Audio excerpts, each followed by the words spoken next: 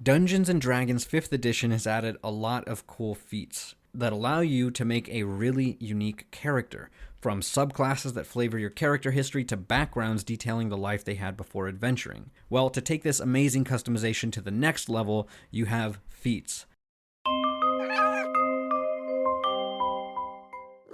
In this video, we will be going over what feats are, how your character can acquire them, and the different types of feats. So, what is a feat? Quoted directly from the player's handbook, page 165, a feat represents a talent or an area of expertise that gives your character special capabilities.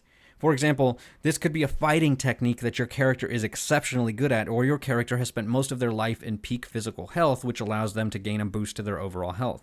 If you want something to really give your character a great bonus that others won't have, the features are a great way to further customize your character. How do I acquire a feat? As your character levels up, there will come times when you gain an ability score improvement, but in lieu of boosting your stats, you can instead take a feat.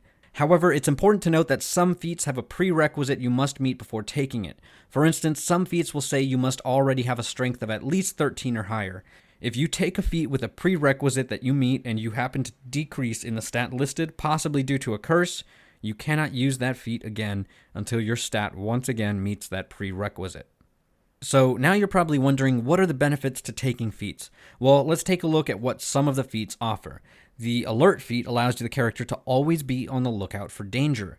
With that said, your character cannot be surprised while they are conscious, and creatures attacking you do not gain advantage from being unseen by you when they make an attack roll. You also gain a +5 to your initiative rolls. Now let's take a look at the heavily armored feature.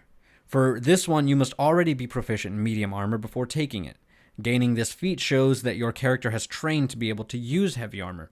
This is mainly used for classes that do not give your character proficiency to use heavy armor in the first place. You also are able to increase your strength ability score by 1 to a max of 20. Another example of a useful feat is the Savage Attacker, which allows the character to re-roll your weapon's damage dice once per day and choose the damage total from either of the two rolls.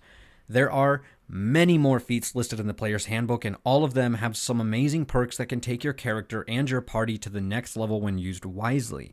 They can be fun additions to your character, but by no means does your character need to take a feat. They are just enhancements that can add to the way that you want to customize your character, but remember that when taking a feature, you are losing the opportunity to increase your stats, so think wisely as they both have their pros and cons.